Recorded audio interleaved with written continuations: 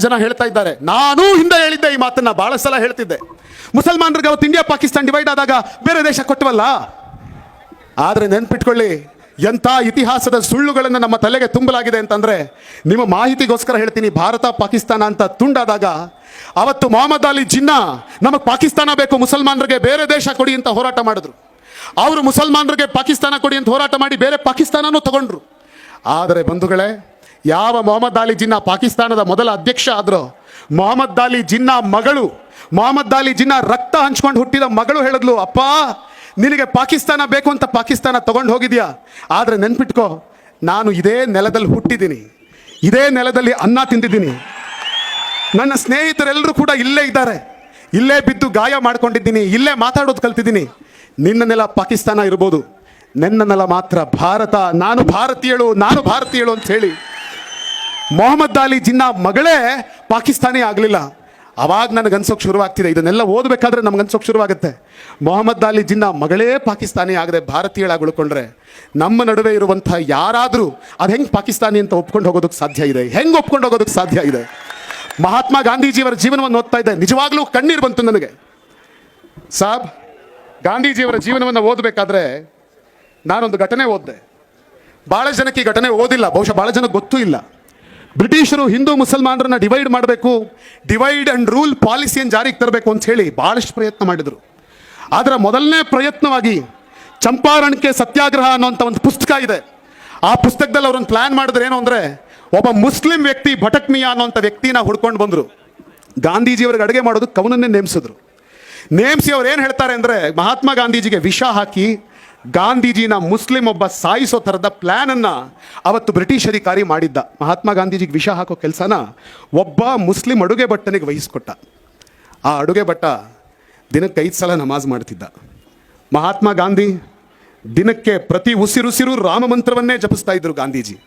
ನಿಮಗೆ ಗೊತ್ತಿದೆ, ಗಾಂಧಿ ಎದೆಗೆ ಗೊಂಡು ಬಿದ್ದಾಗ ಗಾಂಧಿ ಬಾಯಲ್ಲಿ ಬಂದ ಕಡೇ ಮಾತು ಹೇ ರಾಮ್ ಅಂತ ಹೇಳಿ ಗಾಂಧೀಜಿ ನೆಲಕ್ಕೆ ಬಿದ್ದರು. ಈ ದೇಶ ಕಂಡ ಅತ್ಯಂತ ದೊಡ್ಡ ನಿಜವಾದ ರಾಮಭಕ್ತ, ಅಸಲಿ ರಾಮಭಕ್ತ ಯಾರಾದರೂ ಇದ್ರೆ ಅದು ಮಹಾತ್ಮ ಗಾಂಧೀಜಿಯವರು ಮಾತ್ರ, ಗಾಂಧೀಜಿಯವರು ಮಾತ್ರ. ಗಾಂಧೀಜಿ ಚರ್ಕ ನುಲ್ತಾ ಇದ್ರು. ಚಂಪಾರಣ್ಯದ ಸತ್ಯಾಗ್ರಹದ ಕಾಲ 1917ನೇ ಇಸ್ವಿಲಿ ನಡೆದ ಘಟನೆ ಇದು. ಚಂಪಾರಣ್ಯ ಸತ್ಯಾಗ್ರಹದ ಕಾಲದಲ್ಲಿ ಗಾಂಧೀಜಿ ಭಗವದ್ಗೀತೆಯನ್ನು ಓದ್ಕೊಂಡು ಅವತ್ತು ರಾಮ್ ನಾಮ್ ಜಪ ಮಾಡ್ತಾ ಕೂತಿದ್ರು. ಸಂಜೆ ಆಗಿತ್ತು. ಆ ಭಟಕ್ ಮಿಯಾ ಅನ್ನೋಂಥ ಮುಸ್ಲಿಂ ಭಟ್ಟ ಕೈಯೊಳಗಡೆ ಹಾಲು ತೊಗೊಂಡು ಬಂದ.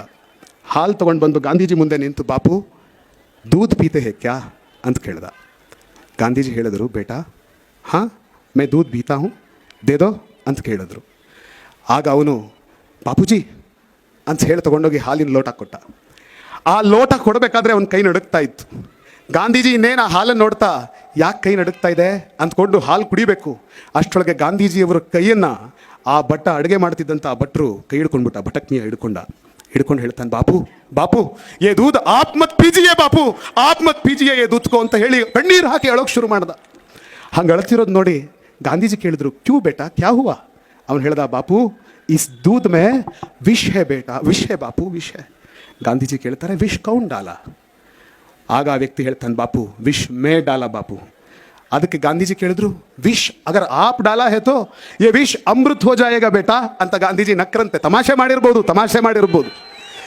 ಹಂಗಂದ್ರೆ ಆ ಮುದುಕ ಗಾಂಧೀಜಿ ಕೈಲಿದ್ದ ಲೋಟ ಕಿತ್ಕೊಂಡು, ಅಗರ್ ಯೇ ವಿಷ್ ಅಮೃತ್ ಹೇತೋ ಯೇ ಅಮೃತ್ ಮೇ ಪೀತಾ ಹೂँ ಬಾಪು, ಆಪ್ ನಹಿ ಬಾಪು, ಕ್ಯೂಂಕಿ बापू जी को विश देना, प्रवादी मोहम्मद को विश देना, दोनों भी एक ही काम हो जाता है बापू, दोनों भी एक ही काम है.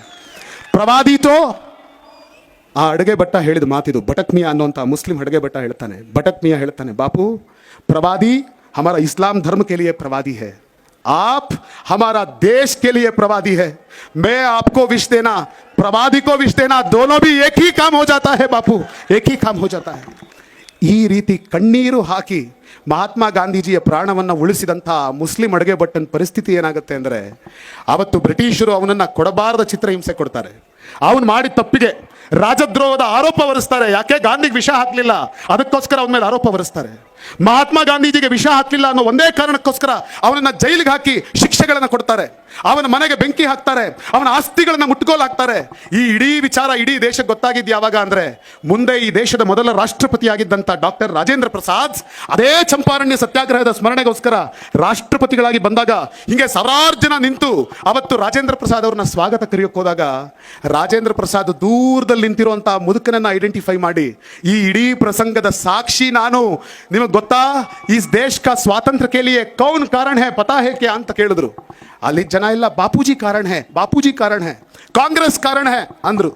ಹಂಗಂದಾಗ ಅವ್ರು ಹೇಳಿದ ಮಾತು, ರಾಜೇಂದ್ರ ಪ್ರಸಾದ್ ಹೇಳಿದ ಮಾತು, ಬಾಪೂಜಿ ಕಾರಣ ಹೈ, ಬಾಪೂಜಿ ಕೆ ಸಾಥ್ ಯೇ ಮುಸ್ಲಿಂ ಹೈ ನಾ, ಯೇ ವೋ ಮುಸ್ಲಿಂ बुड्ढा है ना भटक मियाँ, वो भी कारण है क्योंकि गांधी जी का जान वो दिया था ಅಂತ ಹೇಳಿ ಇಡೀ ದೇಶಕ್ಕೆ ಆತ ಮಾಡಿದ ತ್ಯಾಗವನ್ನು ಪರಿಚಯ ಮಾಡಿಕೊಟ್ರು ಬಾಬು ರಾಜೇಂದ್ರ ಪ್ರಸಾದ್, ಈ ದೇಶದ ಮೊದಲ ರಾಷ್ಟ್ರಪತಿ.